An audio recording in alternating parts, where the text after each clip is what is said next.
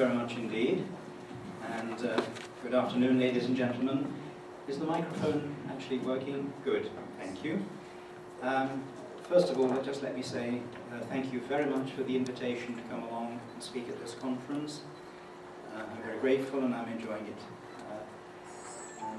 It's good to see that the English Phonetic Society of Japan is still going strong. I wanted to talk to you today about some work I've started to do recently of a historical kind, historiographical kind. In 2008, the UCL Phonetics department moved away from the house in 21 Gordon Square that it had previously occupied. It had been there not since the very beginning, but for about 90 years.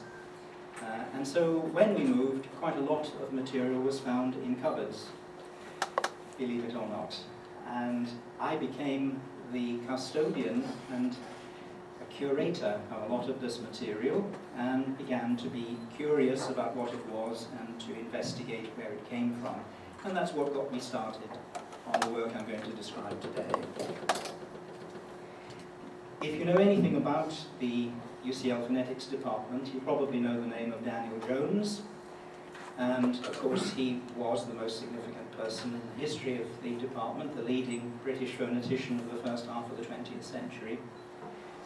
But there is a lot more to the UCL department than Daniel Jones. And even the idea that the department began with Jones, or started with Jones, is open to question, as I will explain to you. Jones's own historical material is very well dealt with because Beverly Collins, who wrote that wonderful book, The Real Professor Higgins, researched Jones thoroughly, and nearly all of Jones's papers and material went into the Daniel Jones archive, the Daniel Jones papers, which is safely in UCL Library.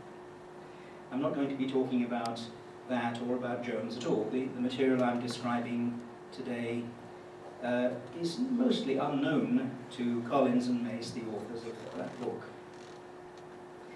First of all, about the beginnings of the department, linguistics and phonetics were taught in one form or another at UCL right from the beginning in the 19th century. Alexander Melville Bell taught there in the 1860s. But the continuous run of phonetics teaching since the beginning of the 20th century, it's usually said to have started in 1907, when Jones first began to teach his evening classes there. But the truth is, there had been a few years before that when others were teaching. And the most interesting of these is a man called Ernest Edwards, E.R. Edwards, who began teaching in 1903. He was the first modern phonetician to give continuous classes at UCL. Do you know the name of E.R. Edwards? Does anyone know Edwards' name? Did you hear about him from me? Or have you encountered him somewhere else? Let's put it this way, Edwards is not particularly widely known. But he's of great interest in Japan because Edwards had written a dissertation. It's written in French, but it's about Japanese. L'étude phonétique de la langue japonaise, which was actually published in 1903. The same year that he began teaching at UCL. This is a proper phonetics dissertation, and it was actually supervised by Paul Passy, one of the founders of the International Phonetic Association. Edwards' study is a thoroughly modern one. I've reproduced one page here. I know you can't read it in detail, but it's an illustration of how on the same page you have, for example, palletograms. So he's using experimental data. Also on this same page are phonetic transcriptions of utterances he's noted down from Tokyo tram drivers. Because he did a lot of field work in Japan. He spent a year traveling around Japan gathering the data for this study. Edwards was a school teacher, and the really interesting thing is that he was Daniel Jones's school teacher. Edward was 10 years older than Daniel Jones. Edward was on the staff of University College School. There used to be a school in the same premises as the university premises. It was at the front along Gower Street. And Edwards was a modern language teacher. We know that Daniel Jones and Edwards met there, and it's pretty tempting to assume that Edwards might have been the person who got Jones interested in phonetics and possibly introduced him to Passy. This book by Edwards, for many years, for about 30 years at the beginning of the 20th century, was the authoritative work on Japanese phonetics. It was eventually translated into Japanese, but not for 30 years.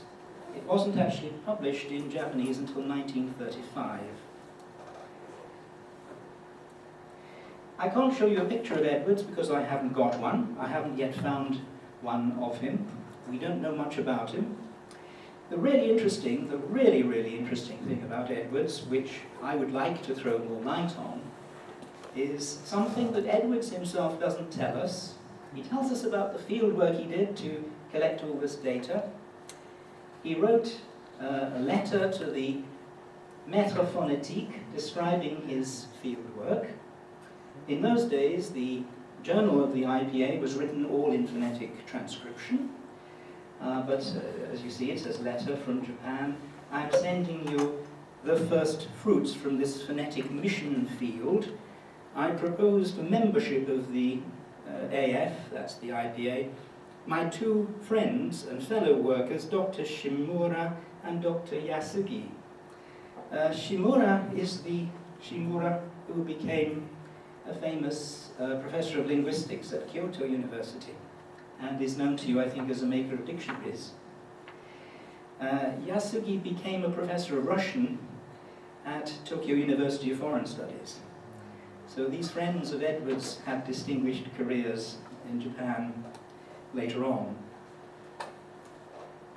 We know that he traveled all around Japan. He also went to Korea, and there's an early report on Korean by Edwards in the Maître Phonétique.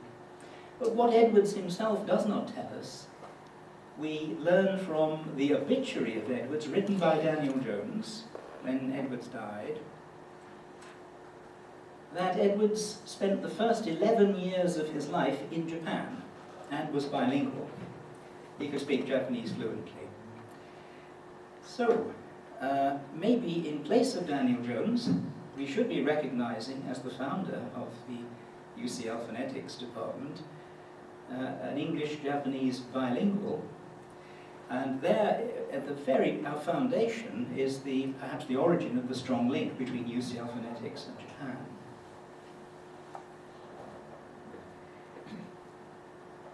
I got interested in these early connections when I was researching something to do with Tsutomu Chiba. Everyone knows Chiba's name. Much later on, in the 1940s, along with Kajiyama, he wrote a famous book called The Vowel, Its Nature and Structure. That was a remarkable book which really invents the acoustic theory of speech production about 15 or 18 years ahead of developments in the West. It's comparable in some ways to Gunnar Fant's book of 1963, but it was published in 1942. It was, unsurprising, it was not widely known in the West until much, much later.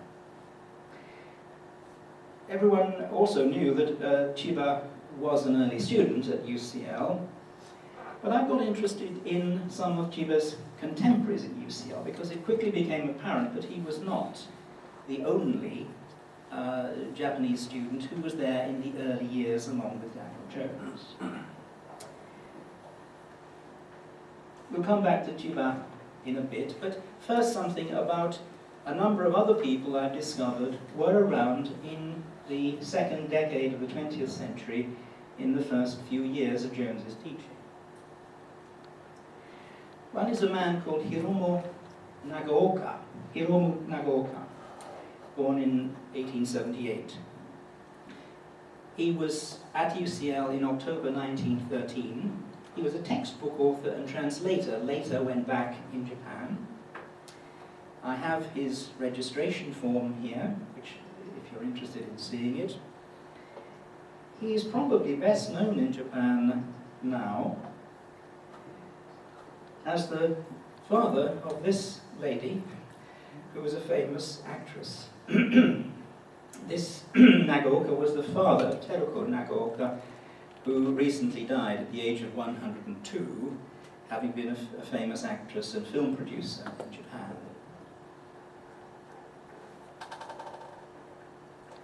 Another contemporary, and I'm glad we have some people here from Waseda University, is a man who gives his name on his UCL application form as Smimasa, and then he writes it in this strange way. It must have been Ijichi, although you see, you would expect him to write it a little bit differently. He may have been the first of these people that came along to Jones's department. He was at UCL in the years 1911 to 1912. I have got a picture of him, thanks to somebody's blog. Not a very good picture, but there he is. And I don't know if you can see any of the Japanese to the left, but you may see his name is given in a number of variant spellings and romanizations. He also had a prominent daughter. His daughter, Yuko, married Kiichi Miyazawa, who eventually became Japanese Prime Minister. What we gather from these connections, I think, is that these early students at UCL were not ordinary foreign students. They were not just ordinary students who'd come to London to improve their English. They were generally extremely powerful, rich, privileged people. So they already probably had excellent English. They already had shining political, diplomatic, or academic careers ahead of them.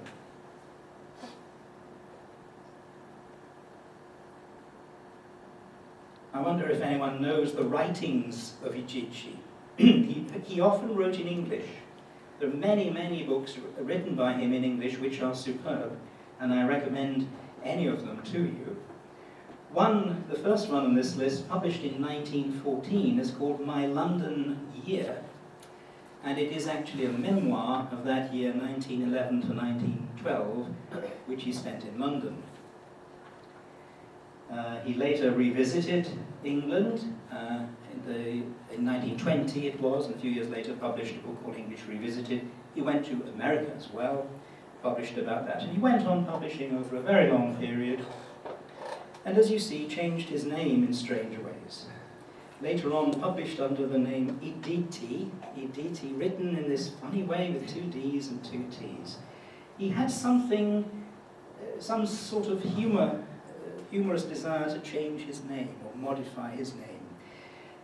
Junsei is, I believe, another way of reading the characters that spell Sumimasa, although even his way of spelling Sumimasa is odd, because you'd expect to have a U between the S and the M there. He's writing it in a way that indicates the U vowel should be missed out. So Ijichi is a kind of spoken aloud version of the phonemic representation of his name without the affrications taking place. This is very strange. And actually, as early as 1914, this is just explaining, yes, to do with the spellings. He writes it as Sumimasa Ijichi, but with a D. The more conventional romanization would be as at the right. The loss of the U is sort of conventional.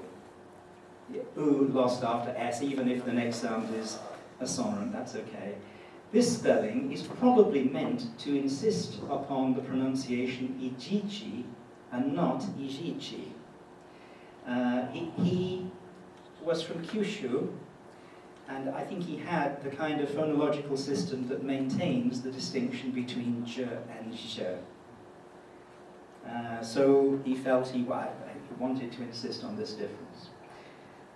But as early as 1914, he published calling himself EDT. As if these were, I write my name as MGA, Michael George Ashby. So this is an attempt, it's a wonderfully humorous attempt to be Western by writing these three initials that look as if they're three different names, but they're a kind of representation of his name, Ijichi. And he boasted, apparently, that by changing his name like this, he'd obtained two separate entries in the Library of Congress, which didn't realize that Ijichi and Iditi were the same person.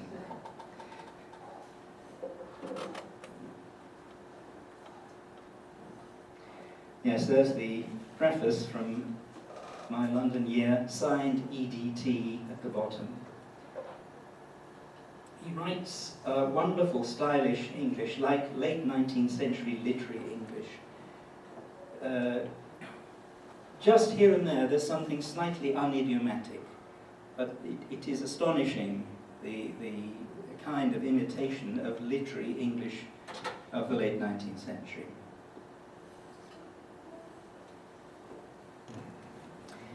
I wonder how many of you know that Ichikawa Sanki is also a UCL alumnus. Everyone will know his name, the first professor of English literature at Tokyo Imperial University.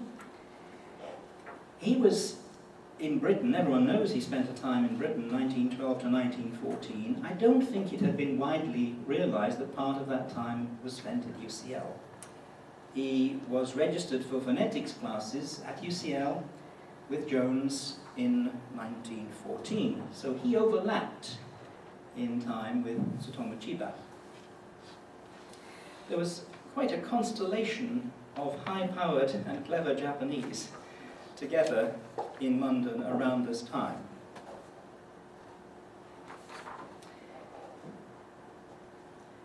Now, one of the things we can ask about these early Japanese alumni is what sort of impact did the young Daniel Jones have upon them? What was the impact of the early Jones? When I got my copy of My London Year by Ijichi, describing his time in London, 1911 to 1912, I was impatient to read it to find what he had to say about University College London and Daniel Jones. And the fact is, he doesn't even mention them. There is not the slightest mention of his time as a phonetics student at UCL. There is a bit of phonetics in there because he describes the street cries of news vendors. There's a Cockney news vendor selling papers, and Ijichi writes the call as if it were piper, someone playing a pipe, piper, piper.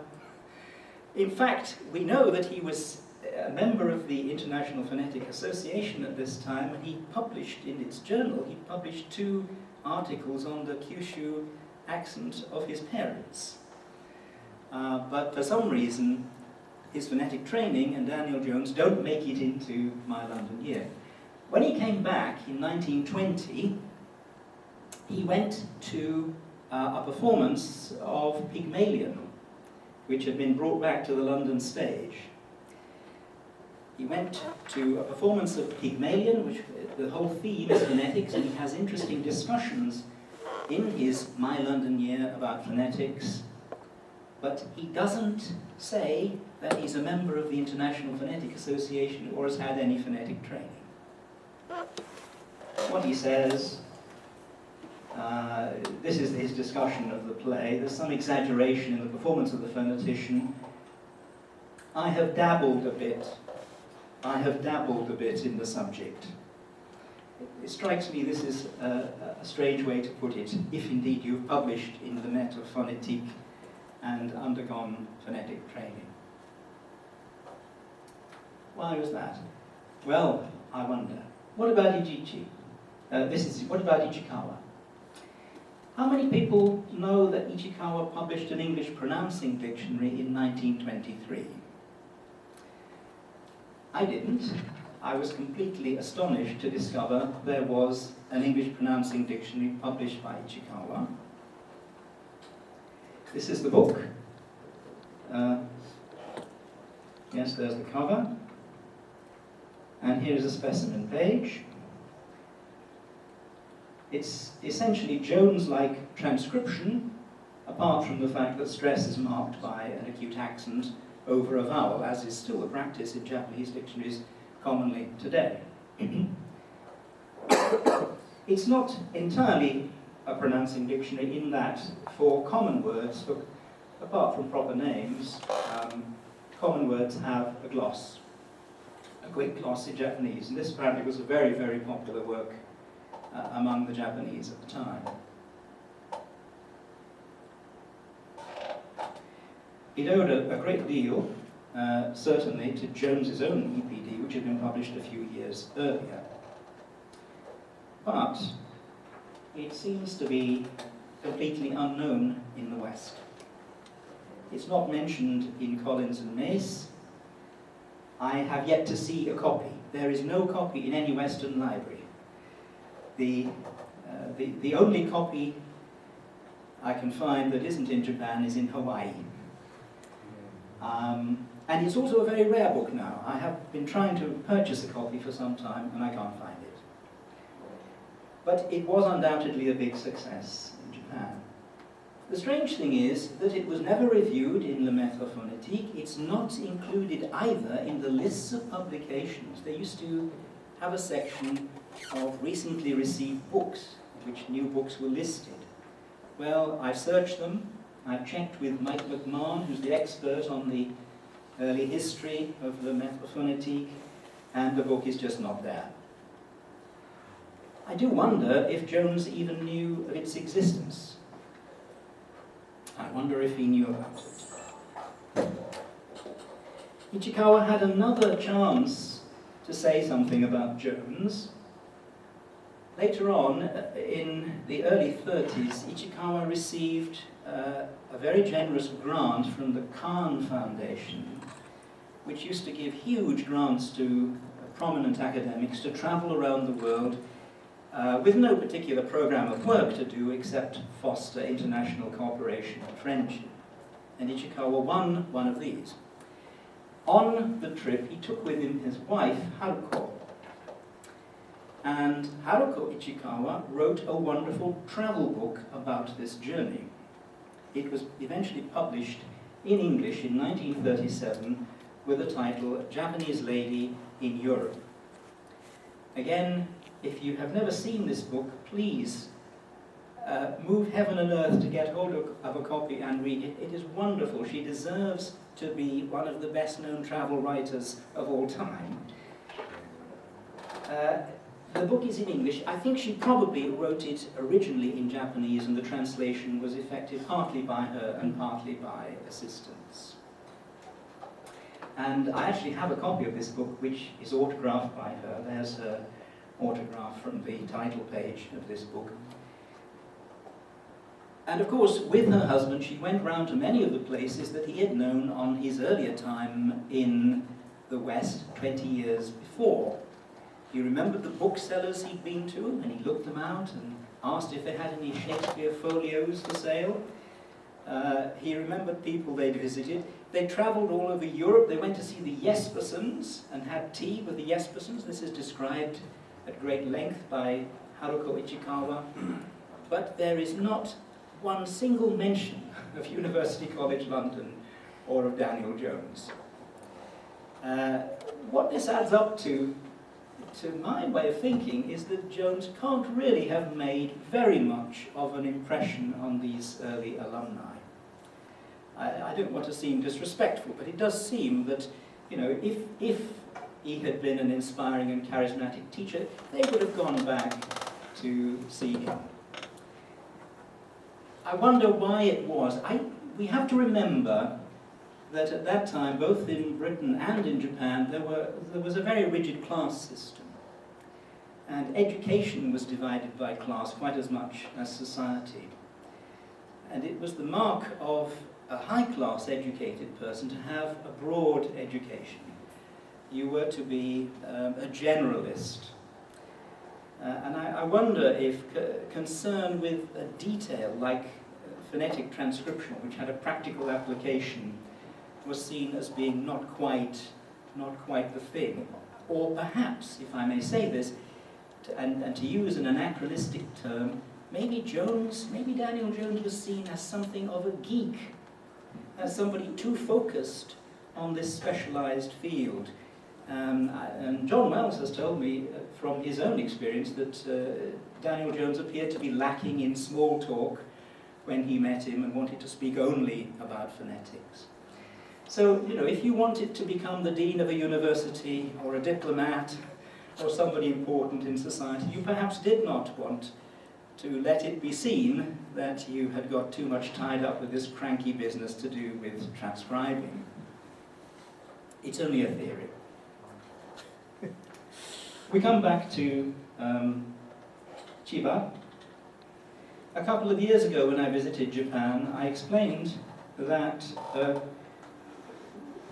we now knew quite a lot about Chiba's time at UCL. This is a student record card on which his academic career can be traced, his various residences in London, his promotion to professor back in Japan. So the college kept in touch with him.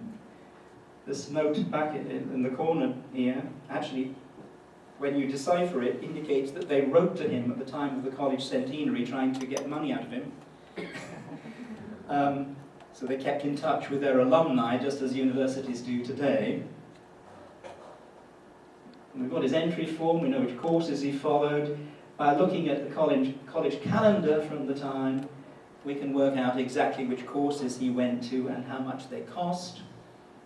We can reconstruct his UCL career in great detail. He doesn't really seem to have published much on phonetics, though, for another 20 years.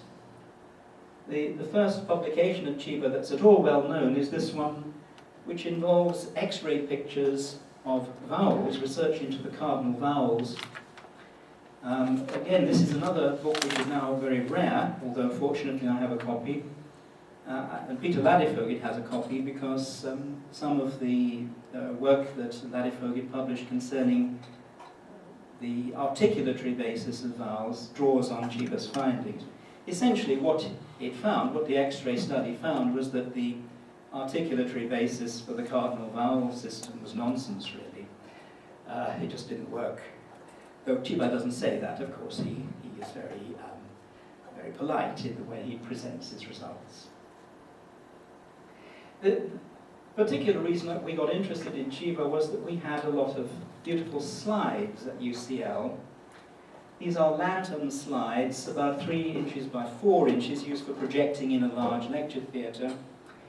And it turned out that this is a close-up of one of them. Beautifully executed drawings made from X-rays.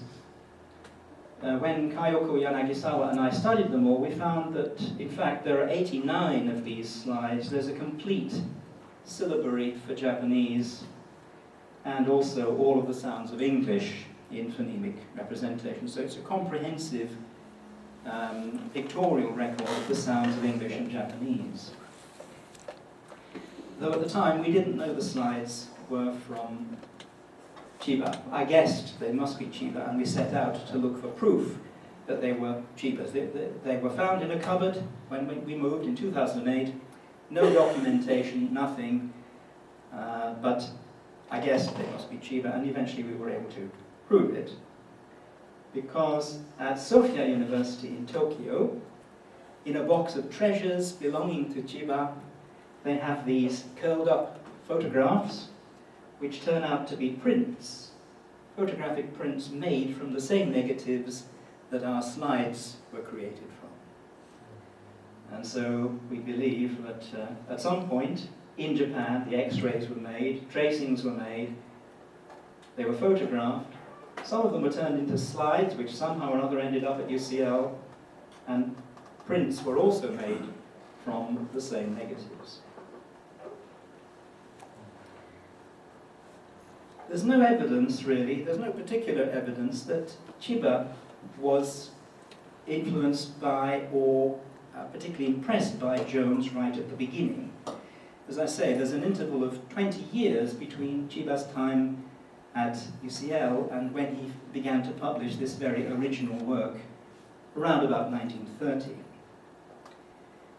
Again, without wishing to be disrespectful this time to a Japanese phonetician, I do wonder if what this really means is that by about 1930, he had achieved sufficient seniority to be able to employ assistants who could do a lot of the work for him. And that in the background, there may have been a number of people who, by modern standards, should be considered co-authors of this work. How could it be suddenly in 1930 that Chiba becomes an expert on making X-ray pictures and reproducing them and tracing them, when before that he'd been lecturing on Shelley and Shakespeare? He undoubtedly had many technical assistants.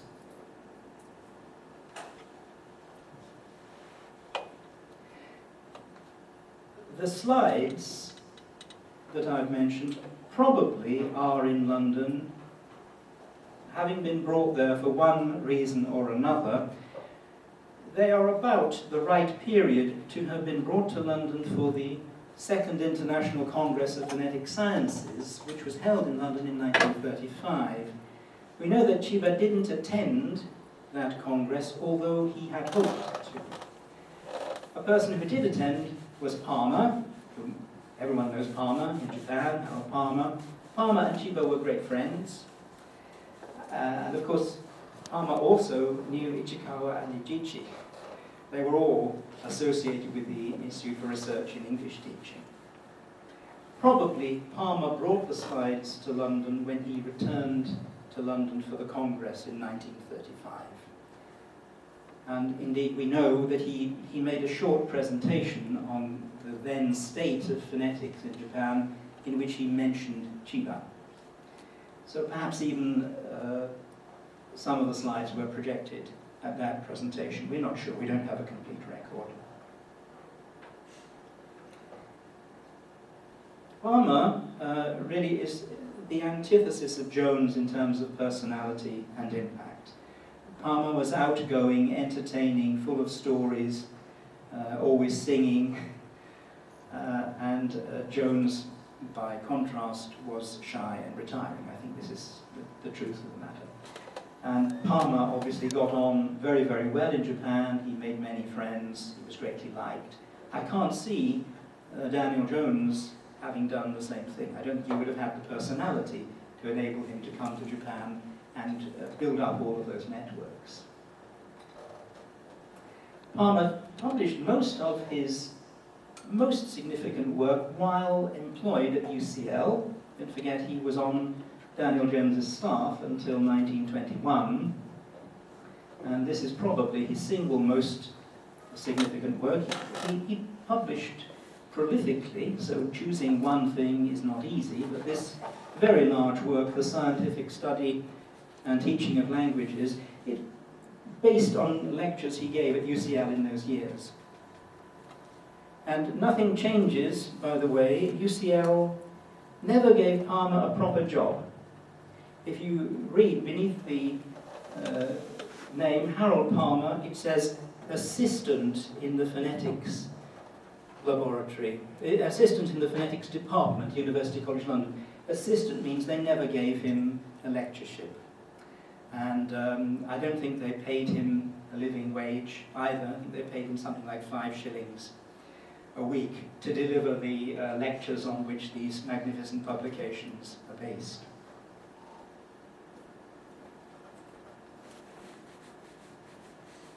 Also on the staff at this time was Stephen Jones.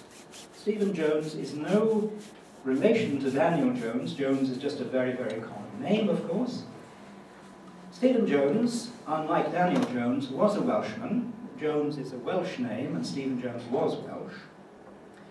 We don't quite know the year of his birth. I hope to determine when it was, but searching in Wales for a person called Stephen Jones, is a very difficult thing to do, because in a year like 1871, there were about 170 Stephen Joneses born, so locating him is not going to be a simple matter.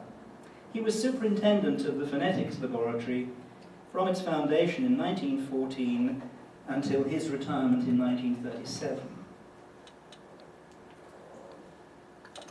He was a good all-round phonetician. He published this Welsh phonetic reader, which still has value for students of Welsh phonetics. Probably his best-known work is radiography and pronunciation. He was into X-rays as well. This is something that he did in 1929. So at first sight, you might think, oh, there's a connection between Stephen Jones's work on X-rays and Chiba's work on X-rays. Unfortunately, the chronology just doesn't add up. I mean, if Chiba had met Stephen Jones at all, it would have been in 1914, when the Phonetics Laboratory was just beginning. Stephen Jones published this X-ray work in 1929, just a year and a half or so before Chiba published his. So it doesn't seem very likely that Stephen Jones's work on X-rays is what inspired Chiba.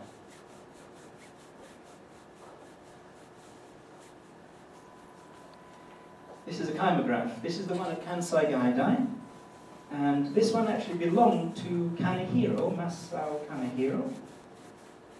Unfortunately, it's not a real 1930s one. This is a replica built in the 1950s when the old one wore out. It's a way of recording speech movements, waveforms, and pressure differences on smoked paper. Here the paper has not been smoked. But you speak into a mouthpiece or use these transducers here. Air pressure variations go down the rubber pipes and make those pens scratch lines on the paper. The result is a kymogram. This is work by Kanehiro. A kymogram of the word go. The three traces here are nasality, nothing much happening in the nose for a go, the mouth trace, and the larynx trace at the bottom. Often three quantities were plotted together. I don't know if you can see, but in this picture of me at Kansai Gaidai, I'm next to the big kymograph, but below me on the floor is another little kymograph. The small one is more like the kymographs widely used at the time. The big ones probably were Stephen Jones's design. And here's the maker's catalogue from that time, the phonetic kymograph for graphically recording speech, along with all its wonderful accessories for making it work properly and smoking the paper. And that very same model is the one you see in this picture. This is Kanehiro, Masao Kanehiro, in Osaka. There's the Parma phonetic kymograph. And he became wonderfully expert in using this device, published a whole book on English phonetics, illustrated by kymograms throughout. Another book, by the way, which is unknown in the West, unfortunately. As far as I know, there is only one copy in the West, and it's the copy that was Stephen Jones's own presentation copy, which is in the UCL library.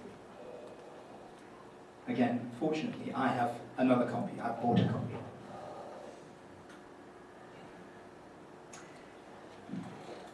I thought you might be interested,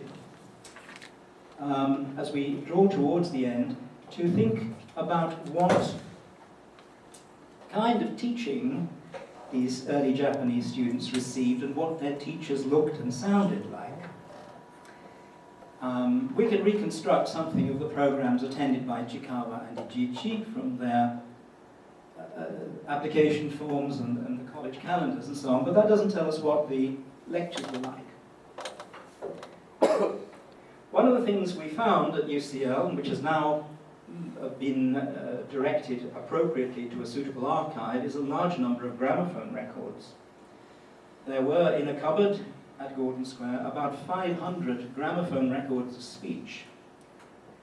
They are now in the British Library in the National Sound Archive in a special collection called the UCL Phonetics collection. It includes recordings not only of Jones, but all his famous colleagues, Ida Ward, Ilias Armstrong, Palmer, many more. This is a recording, a particularly interesting recording, of Daniel Jones and J.R. Firth talking together. Jones and Firth, again, everyone knows Firth was the first professor of linguistics in England. They may know that Jones and Firth had a feud and did not get on well together. The reason for this being that Firth stole most of Jones's clever staff and took them to the School of Oriental and African Studies to set up his own department. And it's true, people like Eugenie Henderson and Eileen Evans, who had been trained by Jones, went down the road with Firth where they thought it was more exciting. But before that, Firth had been on the UCL staff. Jones persisted in giving Firth a job. One thing you have to say about Jones is he did give people chances, and he employed people with very different outlooks from his own. He could see merit in people that he didn't actually get on with very well. He knew that Firth was an important person, had a significant contribution to make. They must have found it very difficult to get on together because they were very different personalities. But here, Jones and Firth are taking the two parts in an English teaching dialogue. I'm going to play it through for a few minutes, and I hope that you will see on the screen at the same time my transcription of what they're saying. We don't know who wrote the text. At the stationer's, I want some tissue paper, please. How many sheets? How do you sell it? This quality, 3 sheets penny. Have you this sort in white too? Yes, same price. How many sheets would you like? A dozen, please. Will there be anything else? I want a pen holder and some nibs, hard or soft. I'm not quite sure. I want them for a pupil. I should think a medium point would be best. What do you usually sell for school use? This is a favorite one, especially for beginners. It hasn't too fine a point, you see. Yes, those will do. Let me have a dozen. Have you got the fountain pens I asked for the other day? Yes, they just come in. Shall I show you some? Yes, I want one. But it must be really reliable. They are really good and will stand a lot of use. We sell more of this make than of any other. They are very seldom sent back for repair. The nib's a bit too soft and too broad. We have a harder one with a finer quality. All these pens are self-filling, and there's a year's guarantee with each one. How much are they? From 19 and 6 to 2 guineas. They are rather expensive. They last a lifetime. Well, I'll think about it. I may come and get one next week. I want some business envelopes, too. White or colored? White, please. These are very thin, but quite opaque. How much are they? 25 for 6pence, 100 for 1 and 6pence, 500 for 6 and 6pence. How much do you charge for a pound? 10 and 6. Please let me have 1,000. Will there be anything else? Yes, some typing paper. These are the different papers and the prices. This is a good medium quality, 3 and 6 the reed. Give me 10 reeds, please. Thank you very much. Anything else? A small diary. Yes, that's the size. Thank you. How much is it? 1 and 3. A vanilla rubber like this, and some very strong string. How many balls? 5. With half a dozen lead pencils. Best quality HB. And a small bottle of paste. A 6-penny bottle, sir? Yes, that will do. Then I want some picture postcards. How much of a coloured one? tuppence each. From the photograph, the pinch, 11pence a dozen. They are real photographs. I'll take these. That'll be all, ladies and gentlemen. Shall I send them for you? I'll take the cards and the rubber and the plates with you. Send the rest to my office. Let me have the invoice. It'll be paid by check. I'll send it with the goods in the course of the afternoon, sir. Very well. Good morning.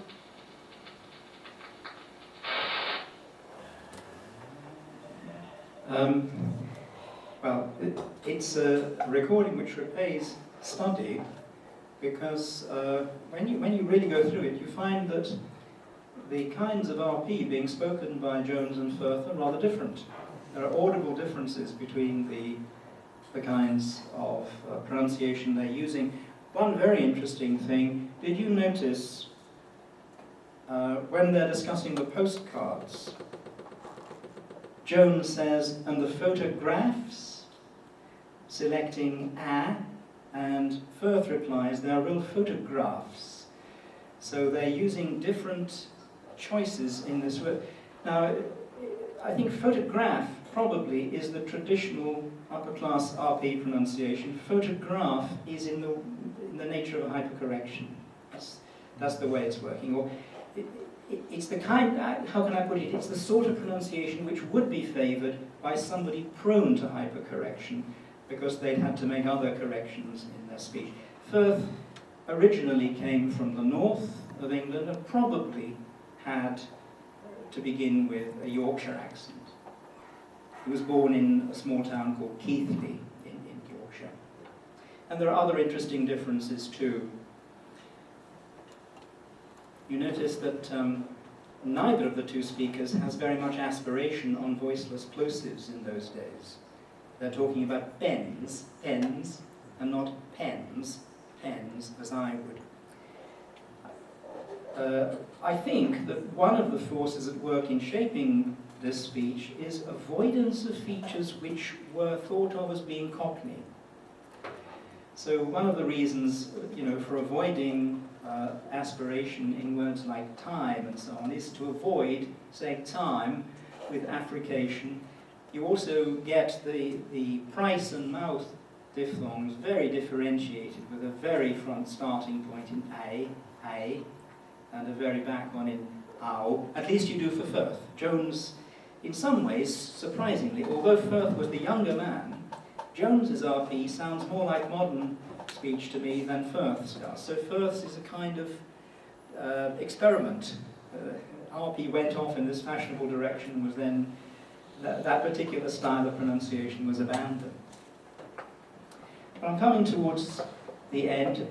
We've heard some voices. I thought maybe I'd try and show you a little bit of film. Silent film, unfortunately.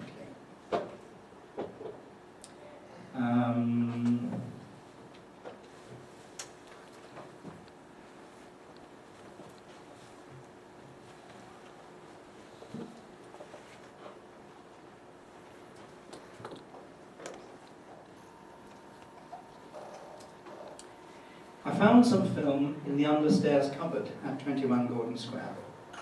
This is a picture of the stairs at 21 Gordon Square in the old apartment, and the cupboard was just here, underneath the stairs. At the back of a shelf, on the very last day before we moved out of the house, the secretary, Molly, and I were checking. We reached the back of the shelf and there were some rusty tins. And the tins turned out to contain 35mm film from the 1920s that had been there all that time. This is an old map of the college.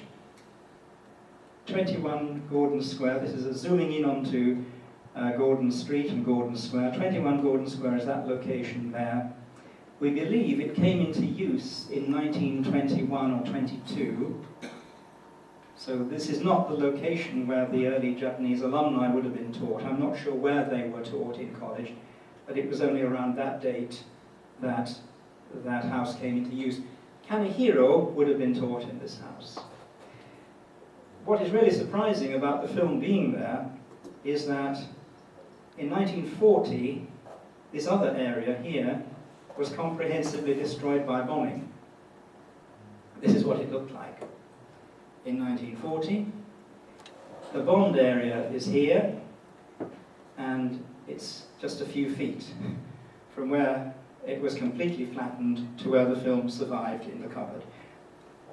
Even when I began at UCL in the 1970s, this area was still a bomb site. It was overgrown. There were a few huts which had been put up as temporary accommodation. What had originally stood there was the Great Hall, which is where indeed the Second International Congress of Phonetic Sciences was held, in that Great Hall, completely obliterated. Well, once we had the film restored, we found, to our delight, that it contains silent film of the operation of one of those chimegraphs. On the right-hand side, this pen is putting down the timing trace. This one is being driven by the mouthpiece. And the word potato has been spoken into the device, resulting in that tracing there, rather like the one I showed you from Kanehiro. Obviously, the word potato has been added later by hand, and this probably is Stephen Jones himself speaking into the mouthpiece of the device. Okay, thank you very much indeed. Thank you very much for your amazing review of Matsusaka, Waseda University. Are you going to write a book about this? Well, I hope so, yes. I thought this was just a few details, but then I realized there's enough material to write a book on this alone. Maybe, but do you think people want to read it? Maybe in this room do, but there are so many things one could do, and it's easy to get engrossed in the past. But thank you. I'll take that as encouragement then. Yes. Is the name of Ijichi remembered at Waseda? Sure, yes. Yes? Yes. Yes. He was head of a little circle of...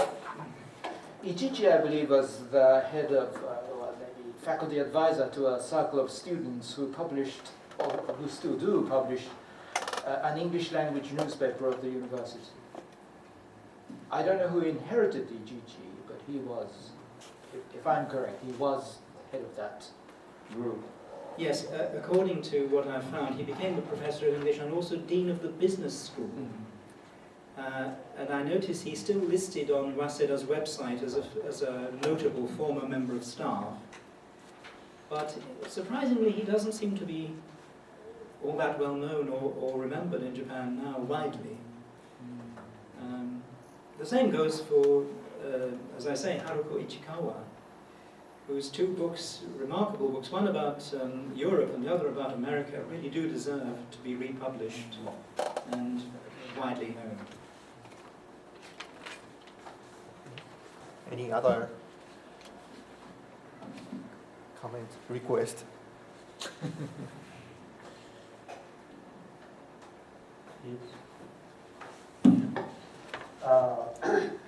Thank you very much, Dr. Ashby. My name is Yoshio Ito. I wonder if you have recorded in the form of alumni association of the attendance of the script, which has a pretty long history.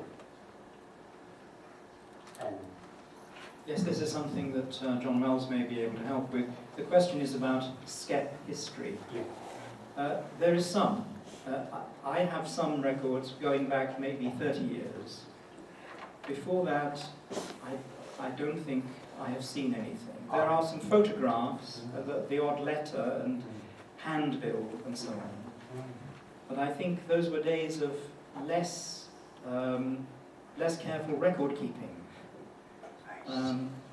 You know, originally when the summer course was run, it was organized by Jones and a number of other members of staff, and the financial plan was a very simple one. They ran the course and then divided the profits up between them. And that was it. That was the way the budget operated. So perhaps everything else to do with the course was relatively informal in those days as well. I don't know. So we have some, but maybe we don't have a comprehensive history as far as I know. Thank you. Any other?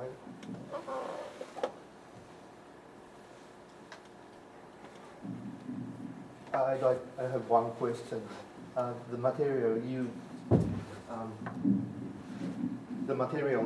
just presented on screen, are they sort of accessible to ordinary people or limited?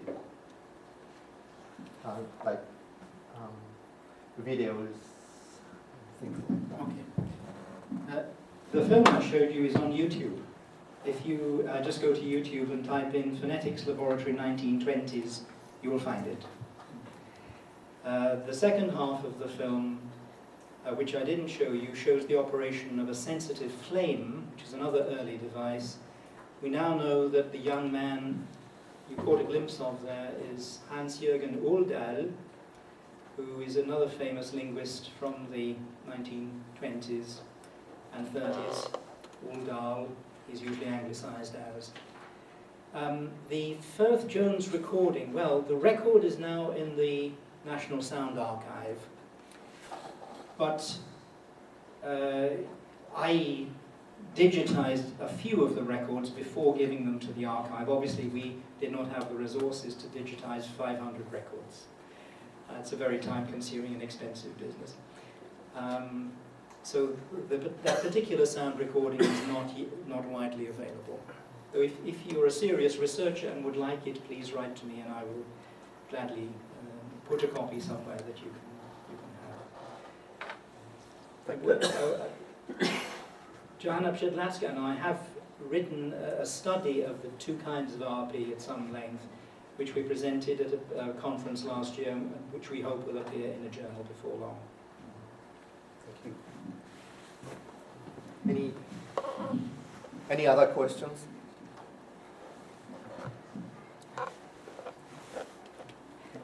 Okay, thanks. Thank you very much.